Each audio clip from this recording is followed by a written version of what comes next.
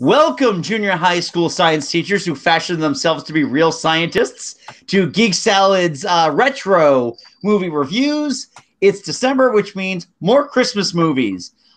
This week, Mike and I are tackling the 1984 holiday classic directed by Joe Dante, Gremlins. My third favorite Christmas movie of all time. Okay. From the Geek Salad podcast, I'm Andy. And I'm Mike. And there we go. You got it on Blu-ray. Excellent. Yes. And yeah, we are talking about a movie which is one of those movies that I think is more a Christmas movie than most of the movies we're going to be covering this month, where it's just kind of like tangentially it takes place at Christmas, so thus it must be a Christmas movie. Yeah, this one is definitely a Christmas movie. I mean, I'm placing that in terms of it's a genre flick that takes place at Christmas, but it has more to do with Christmas than, well, you know what? Die Hard. Yeah. Oh, absolutely. Yeah. I mean, Christmas, Die Hard, there's a Christmas party going on. This one, he gets Gizmo as a Christmas present. Right. There's an attacking Christmas tree, and just generally Christmas things all abound. Yes, exactly, including the prototypical 1960s Christmas rock and roll stuff played throughout the movie. What was the first time you saw this one? Probably another one of those Channel 38, Channel 56. And this, I mean, I'm not gonna lie, this movie when I first saw it scared me a few times. Again, I think my streak is still intact that this is yet another one I saw in the theater. Yeah. Okay. So my mother took us to see this one. My wife has a great story about watching this movie for her 9th birthday party. She had a slumber party. And her parents, I think, were just not familiar with the subject matter. So essentially, as it was put to me, my father-in-law had to deal with about 10 screaming girls because they were terrified by it. Yeah, I mean, not going to lie, there are some legitimately terrifying moments in this movie. This is one of those movies that spurned the PG-13 rating. Yeah, this and Indiana Jones and the Temple of Doom. Yep. So, yeah, it's quite the take on this movie. Yeah. I'm going to say this about Gremlins. I think that in terms of 80s nostalgia, this is one of those movies I think that does a good job of being a good nostalgic movie without being like nostalgia. Yeah. I mean, it is definitely an 80s movie, but there is a certain timeless quality about it. Well, there is. However, there's a lot of 80s-ness going on in this movie. Yeah. First of all, we'll start with the town square. Once you realize that the town square is the town square from Back to the Future, you can't unsee that. I mean, you can tell right from the very first opening shot where it's showing you the town square. You can see the town hall right there. You can see the movie theaters. Everything but the clock tower, which was built specifically for Back to the Future. But yeah, that is actually on the Universal Studios Hollywood tour. Yep. It's just like... It was. I know they had a fire there for. I went in 1988. It was there then. Yeah, I went in the late early 2000s, and they had just had a fire, so it wasn't available. Right. I don't know if they've rebuilt it or not. We drove past it, and the guy was just like, "Yeah, you may remember this as the town square for Back to the Future, but did you also know it was for the town square for Gremlins?" I'm looking around like, son of a bitch. It's true. Yeah, they use that one town square for probably a lot of movies. So this is an interesting cast too, because there's a lot of kind of like people that didn't quite make a name for themselves. Zach Galligan. This was Zach Galligan's pretty much his first role. First, and pretty much Billy Peltzer is his only role. I know he did a lot of direct-to-video stuff, but I don't think there was ever a TV show thrown in there. No, he really has. I mean, he's not a bad actor, but he really Right. didn't stand out as anything Right. special beyond this. I mean, Phoebe Cates had a couple of roles and then retired to raise Kevin Kline's children. Actually, they didn't want her in there because they thought she was just mainly for more risque movies like Fast Times at Ridgemont High. Well, yeah, you saw her boobs in Ridgemont High, so Yeah, but Dante went to bat for her, and I thought it was effective. everything I've heard about Joe Dante, it speaks very highly about him. Yeah. Nobody has a bad thing to say about him, which is great. Also in the movie is Hoyt Axton, who I must always just say, "Oh, Hoyt, how could you?" My Mitchell. Mitchell. Yeah, he's in a supporting role. Dick Miller, who was a stalwart of B movies. He played the Futterman, right? He played Mr. Futterman. Yeah. What's her name? She played Mrs. Deagle. She was like Flo from Alice. Was that Flo from Alice? I believe. I'm pulling it up right now. You just keep killing time here. I've actually got it open already. All right. Mrs. Deagle, where are you? Mrs. Deagle. Deagle, which wasn't that the cousin of Smeagol? Polly Holiday, she played Flo in Alice. Wow. All right. She originated the line "Kiss my grits." Yes. And she was the only person to use "Kiss my grits" besides Homer Simpson. Kiss my grits. Key Luke. Oh, that's right. Isn't he from Big Trouble? We may have been in Big Trouble, but I know he was primarily from Kung Fu. Okay. The TV series Kung Fu. Right. You also had Corey Feldman. Oh, in one of his very first movie roles. Yeah. And Gizmo was voiced by Howie Mandel. Yeah. And Stripe was voiced by Frank Welker. That's right. That's right. Megatron. Yeah. So back to the movie. It's just an interesting movie because it sets the groundwork very, very quickly for you. Guy goes to look for an exotic gift for his son in his travels. He goes to Chinatown.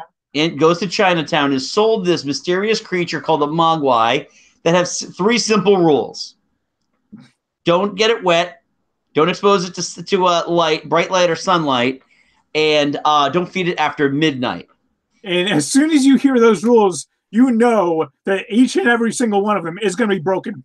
Within the first half hour of the movie. Oh, yeah. Actually, Gremlins 2, the new batch, has a great take on this. Yeah. Where you get the 3 guys really doing what we do now. It's it's pre-internet. I mean, this predicted the internet, that people would be like, well, what if it's before midnight and you eat something and then you get a caraway seed stuck in your teeth and it loosens out after midnight? I mean, technically you didn't eat it before midnight. Right. What if you cross a time zone? So yeah, I mean, granted, the rules are vague, but yeah. Can you think of a lot of ancient Chinese proverbs that aren't very vague? That's true. That's true. I also would point out too that Christopher Columbus wrote this movie. Yeah. Did not write New Batch, so yeah, he's got the story credit in there. That's just because he created the characters. Right. Actually, interesting. Mogwai. The actual word Mogwai is, I guess, Cantonese for demon/monster. Really? And in Chinese mythology, these Mogwais, they breed during the rainy season. Oh, so there we go. There's actually some common sense and some connection between this.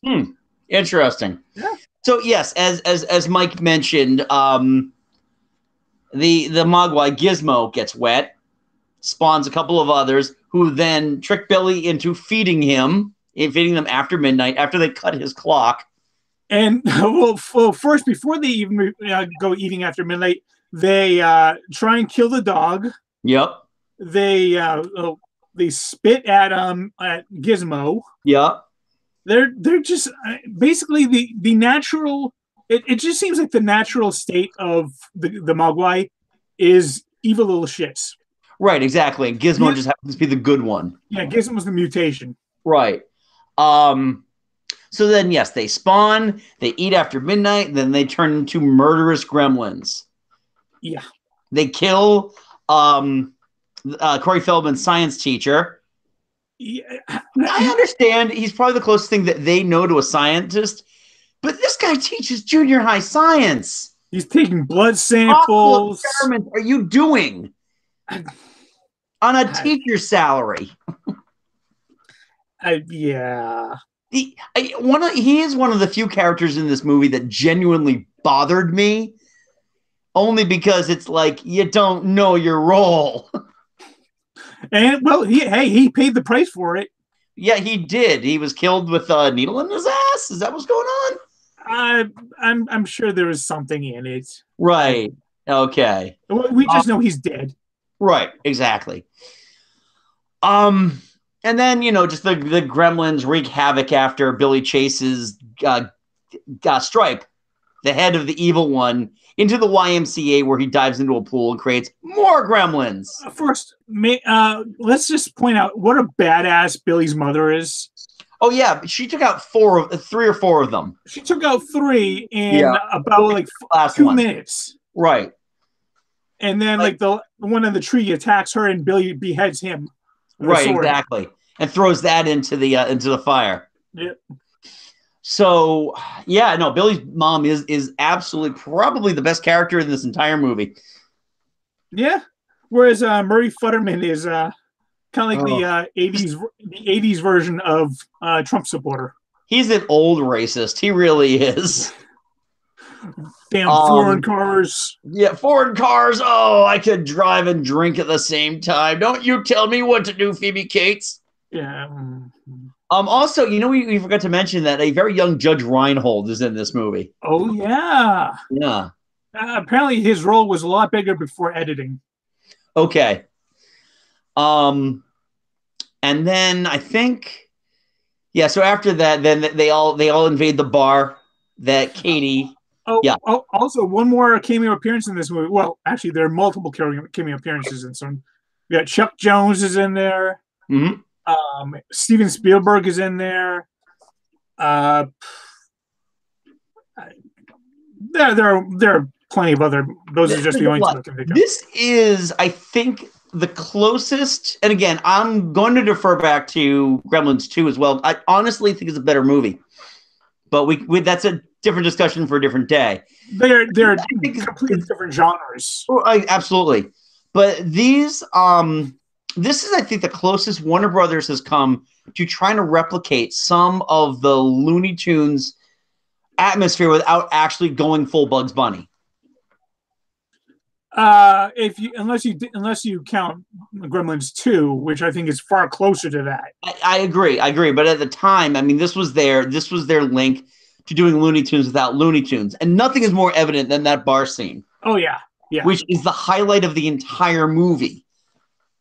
I don't know. I love this movie, but that is a great scene. Well, it's a great scene because it's a rest for all of us. We don't really have to worry about anybody. We're not worried about them stalking anybody or trying to kill anybody or being super psychotic. They're drinking, they're smoking. One of them dresses in drag. They're doing dancing.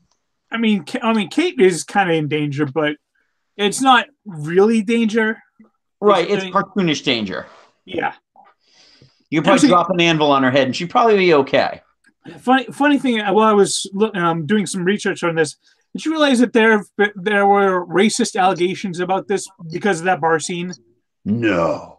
Saying, oh, wow, those gremlins are wearing, sunglasses after night, which a lot of black kids do. And, they're doing breakdancing. So, they must be, allegories for black people. No, they weren't allegories for black people. In fact, the way that some of these special effects have aged, some of them are very obviously puppets. And some of them were maquettes. Some of them did not move. They were on a turntable. And the breakdancing gremlin, yeah, he was just like Olivia Newton-John and the physical, right? Exactly, leg warmers and yeah. So I don't see Olivia Newton-John as being an allegory for black people. No, So. I know. Whatever. And you can see whatever you want in it. Yeah. And then it brings you to the climax where they're in the department store and Stripe is about to straight up goddamn murder Billy, and Gizmo saves the day in his little car. You ran through the most important scenes of the movie. Which scene was that? They're watching Snow White. Oh, Lord, I'm sorry. I forgot about that. Yes. They love Snow White in the Seven Dwarfs. I think as a kid, I was 12 when this movie came out. I think as a kid, that was my favorite scene in the entire movie.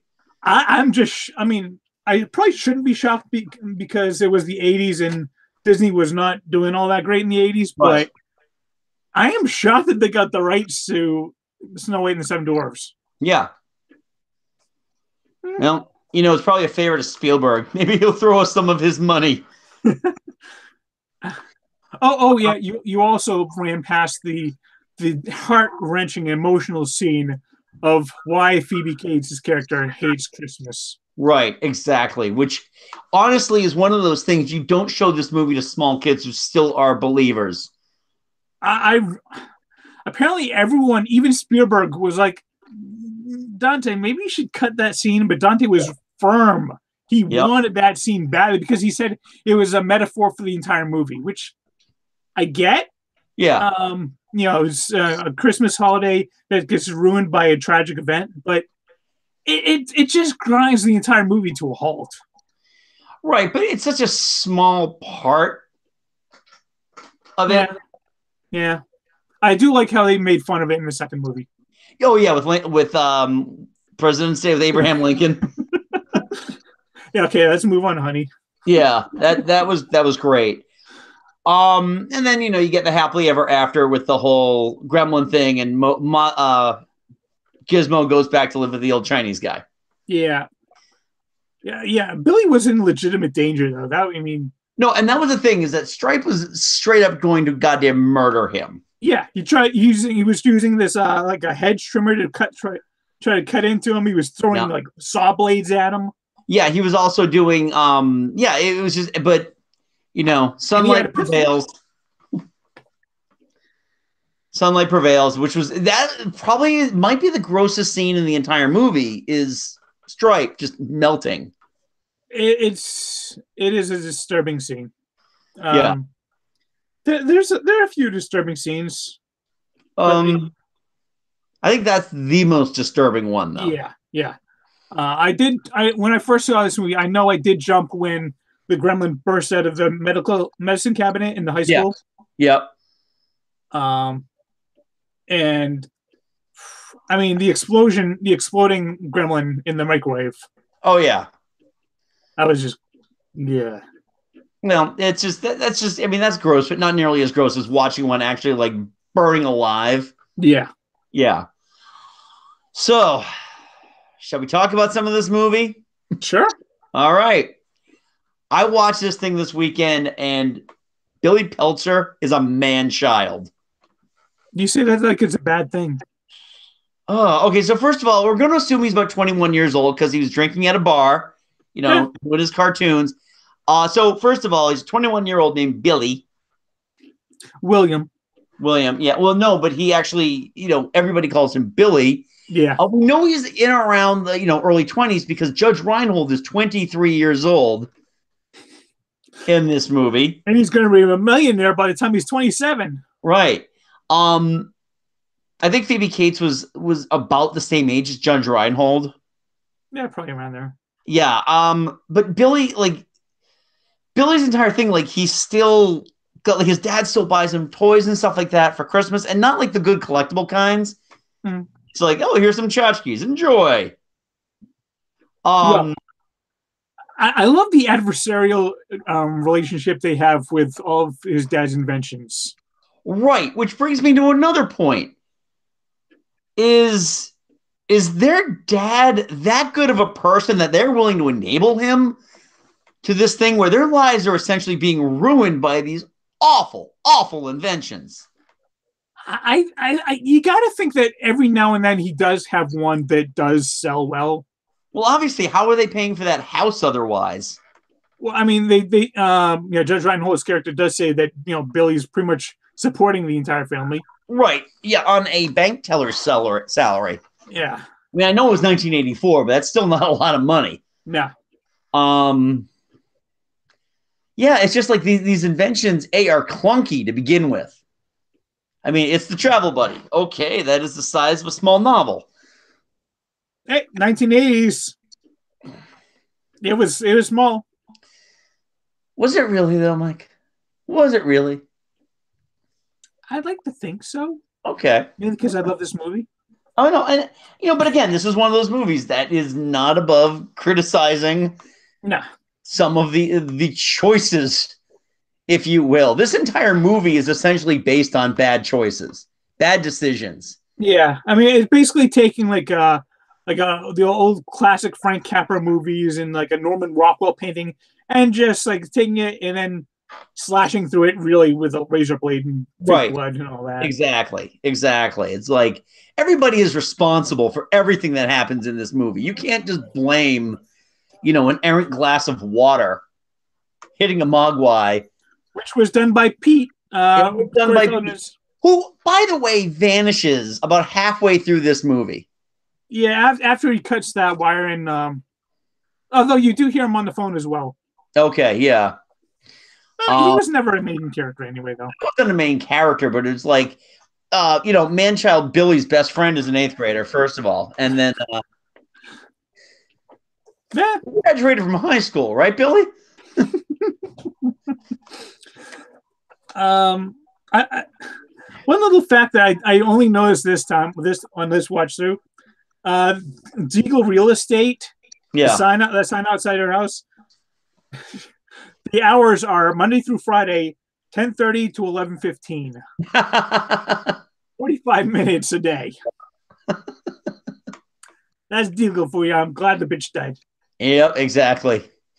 I love that scene. Oh, with the automated stair thing. And she names all of her. She named all of her cats after types of money. Dollar bill, Kopeck. Yep. Yeah. Again, it's a fun movie. It's definitely a once every 3 years type of movie for me in terms of the overall. When do I put this into the viewing? Well, for me, this is definitely a good Christmas movie. Well, it's a freaky Christmas movie, but it's still a good Christmas movie. Right. Right. So yeah, I'd say every once or every 2 years. Okay. All right, that makes sense. Yeah, it was interesting because I did like a little marathon the other night. I watched Die Hard and I watched Gremlins, and there's just things that just have aged poorly. I mean, when I was a kid, I was more in awe of how the Gremlins looked than I did now, where I'm like, oh, they're obviously puppets. They're obviously rod puppets. And I love how like every time they do one of the close-ups of like the Mogwai's face, that's when they have the really articulate puppets. Right, exactly. And then it's just like this doll sitting there playing a handheld Donkey Kong game because product placement. It's a Spielberg movie. But I mean, they did a really good job with both the Mogwai and the Gremlin puppets. No, I agree. I think that the especially Gizmo. I mean, there's a lot of good articulation in Gizmo. Yeah. Considering he's the smaller of the two, I can understand with like the Gremlins, there's a lot more facial or armature underneath the face. But I thought they did a really good job with it. I'd be interested to seeing how this movie would translate if it was redone today.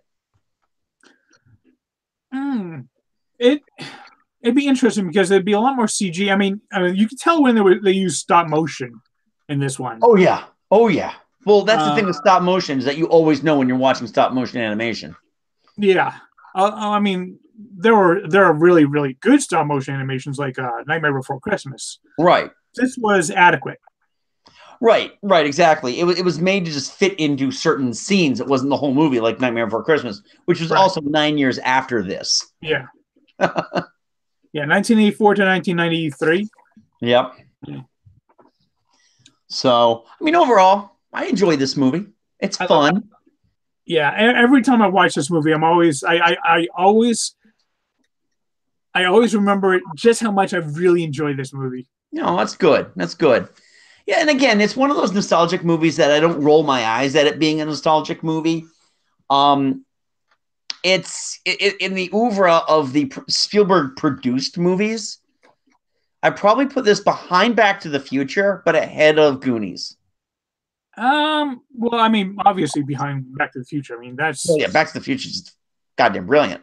yeah, that's a classic. Yeah. Goonies. Yeah, okay, I'll put this ahead of Goonies. I love Goonies big time. There's actually a callback to Gremlins in Goonies.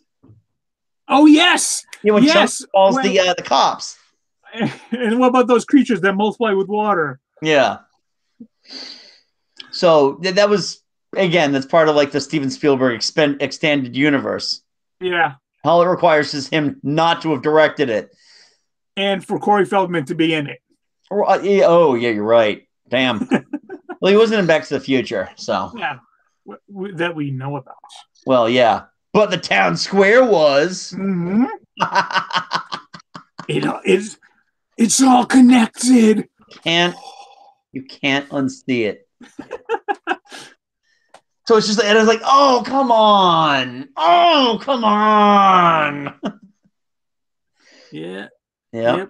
Next year, Marty McFly will be riding through these streets. Yep. So anyway, that concludes our review of Goonies. Did we? Gremlins. Gremlins. Good. Sorry, we just talked about Goonies, sir. Yeah. So yes, that concludes our review of Gremlins. Did we miss anything? Do you agree with us? Do you not agree with us? Do you think that Billy was a well-rounded adult figure? If so, leave it in the comment below. Don't forget to like this video.